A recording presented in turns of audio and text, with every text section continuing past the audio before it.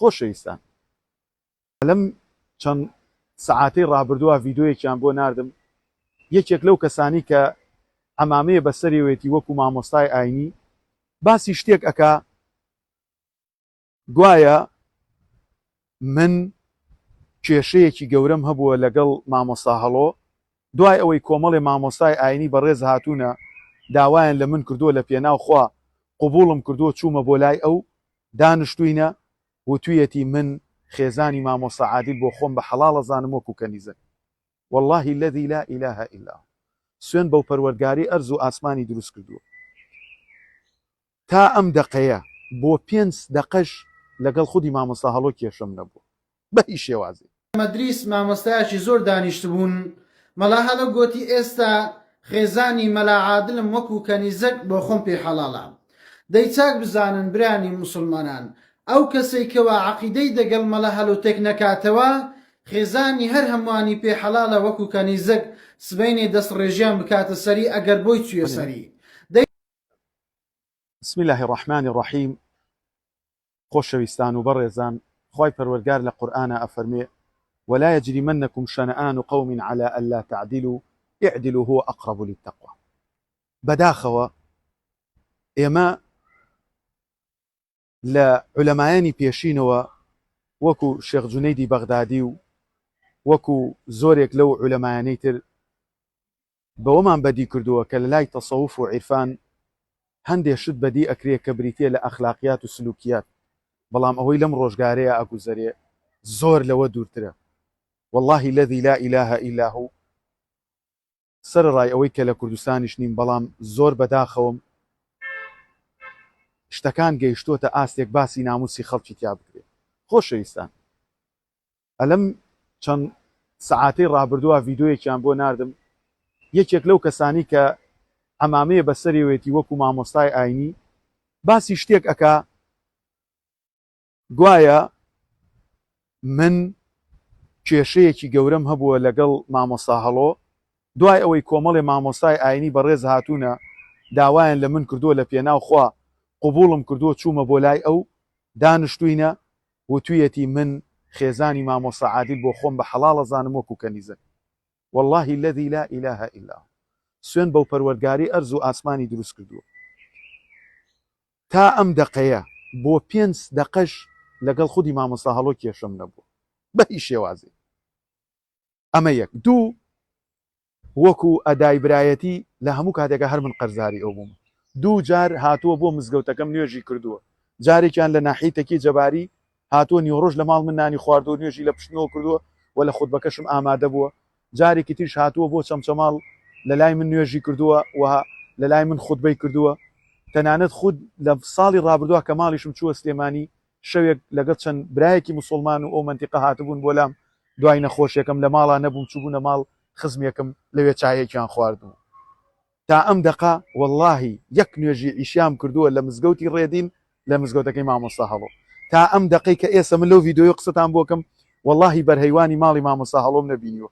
چەند جاریش گلەی ناردووە توێتی مامۆستا عادیل سەر نادا و دوورە پەرێزە و نایە بۆ ماڵم و سرم لێ ناداوە بەو شێوازە.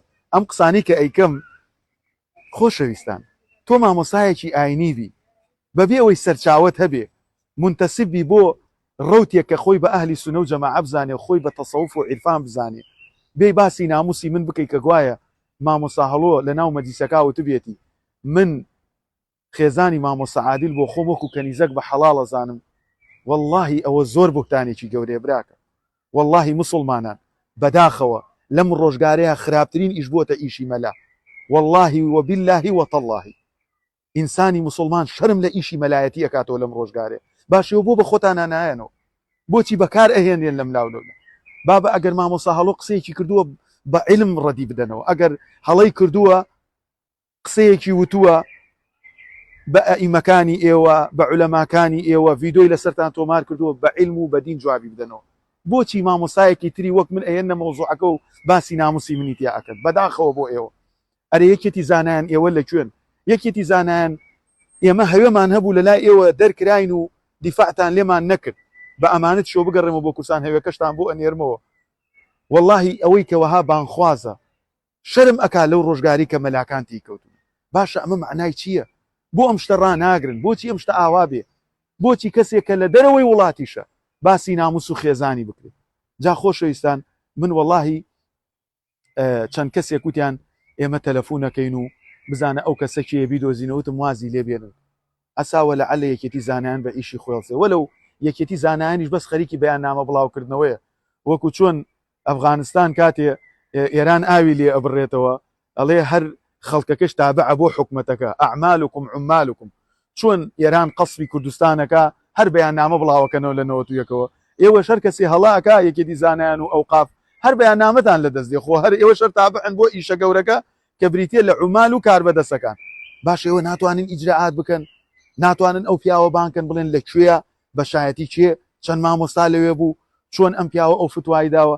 حتا خۆشەویستان و بەڕێزان، ئێستاکە وای لێهاتۆ بەڕاستی ئیشی مەلا بۆتە ئیشی گاڵتەجاڕی، جنێودان و ئیهانەکردن و سوکایەتیکردن بە ناموسی خەڵک.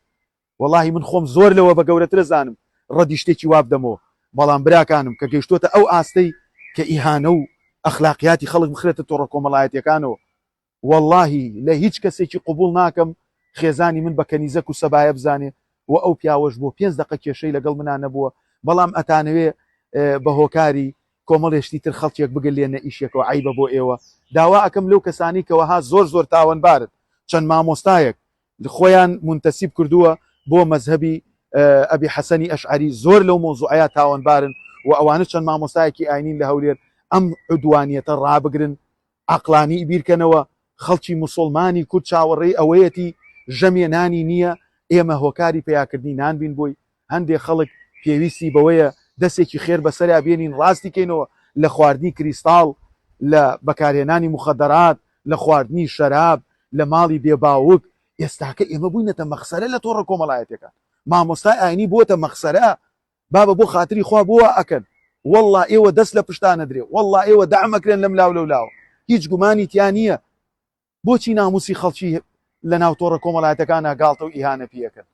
داواکارم لە خوای پەروەردگار ئێمە و ئێوە عاقیبەت خێر بکە، هیدایەتمان بدە، بگەڕێنەوە سەر ئەو شادەمارە ئەستەی، بڕۆین سەیری شێخ جونەیدی بەغدادی بکەین، ئیمامی غەزالی بکەین، خودی ئیمامی ئەبی حەسەنی ئەشعەری بکەین، سەیری شێخولیسلام ئیبن تەیمیە بکەین. بابە ئێوە تاوانتان ئەگا ئەم هەموو ئیهانە بە محەممەدی کوڕی عەبدولوەهاب ئەکەن، محەممەدی کوڕی عەبدولوەهاب وەهابی وەهابی وە، بابە کابرا مردووە 100 ساڵە لە گۆڕای ئێوە قسە بە خەڵکانێک ئەکەن کە هیچ تاوانیان لە مۆزوعەیان نییە. ئەگەر هەڵەیەکە بۆ لە تاریخا لە مێژووە، ئەم هەشتانە هەمووی بەردەوامە. تیلکە ئومەتون قەد خەلت لەها ما کەسەبەت وەلەکم ما کەسەبتم. یعنی بەڕاستی من لە جیهەتی ئەمنی بەرز بان کراوم، لە جیهەتی ئەمنی بەرز لە کوردستان بان کراوم، وتومە من وەکو مەلا نەهاتومە بۆ لای تو، وەکو بانخواز هاتومە کە مەلەفی هەڵداوەتەوە مەلاکان، ئەوە مەلەفی فڵان مەلا مەلەف عیبە بۆ ئێوە، بۆ خاتری خوا. داواکەم لە خوای پەروەردگار حورمەتمان پارێزراوکە، لەوە زیاتر بێ حورمەتمان نەکە، لەوە زیاتر سوکی بەردەستی سۆسیال میدیامان نەکە، تەمەنای مردن ئەەکەین قەسەمەن بیلا بۆ ڕۆژگاری کە تێکەوتین. داواکەم لە خوای پەروەردگار هەر کەسێ سومعی ئەوێ، هەر کەسێ حەزی بۆیە لە سۆسیال میدیا دەرکەوێ، هەر کەسێک پێی خۆشە موسڵمانان لەوە زیاتر پەرتەوازە بن و ئیهانەی ئەخلاقیاتی موسڵمانان بکرێ لە تۆڕە کۆمەڵایەتیەکان، ئەگەر ئەهلی هیدایەت نییە خوای گەورە حەیای بەرێ، سوک و ڕسوای دنیا و قیامەتی بکە و لەم دە ڕۆژەشا دوعا گیرایە. خوایە بۆ خاتری گەورەی خۆت و ناوە جوانەکانت، هەر کەسێ ئیسیهانە بە ئەخلاقی من و ماڵ و مناڵمەوە ئەکا، هەر کەسێ ئەوێ ناڕاستە و خۆم ڕاکێشە کێشەیەکەوە کە هیچ خەتایەک میتیانە، داوا ئەەکەم لە خوای پەروەردگار ئین الله یدافع عن الذین آمنوا. خوایە چۆن ئەوانت لە سۆسیال میدیا سوک کرد کەوەها بوونە هۆکاری دەرکردنی من، کەوەها بوونە هۆکاری فەسڵکردنی من لە مزگەوتەکەم، دوورکەوتنەوەم لە ماڵ و مناڵم. یا ڕەبی خوایە ئاوا ئیهانەی بکەیت و ڕەزیلی دنیا و قیامەتی بکەیت. داواکەم لە خوای پەروەردگار هەموو لایەکمان عاقیبەت خێر بکە و زیاتر و زیاتر شکۆشکاومان نەکا لە ناو سۆسیال میدیا.